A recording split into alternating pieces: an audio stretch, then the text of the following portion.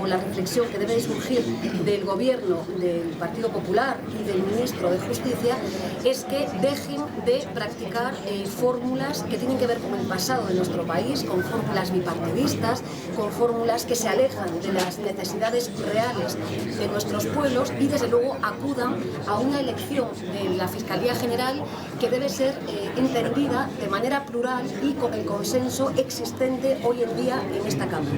Es el resto de la causa, la enorme estafa pública que se vivió en mi país, en Galicia, con la quiebra de las cajas, la fusión de las cajas y la creación y venta posterior de Nova Galicia Banco, hoy en manos de la banca privada venezolana, ha quedado impune. Es decir, Juan Pueblo paga más de 9.000 millones de euros y estos señores siguen de rositas paseándose por la calle. Estafa y desde luego ya anunciamos, seguimos haciéndolo permanentemente, pero a pesar de las dificultades que tenemos en la Comisión de Investigación de la crisis financiera, bancaria y demás para evidenciar estas realidades, desde luego hoy mismo tomaremos iniciativas para que se depuren las responsabilidades que tienen que ver con la estafa y no solo con una parte pequeña de la crisis, aunque nos quieran distraernos con la salida de prisión de estos tres dirigentes.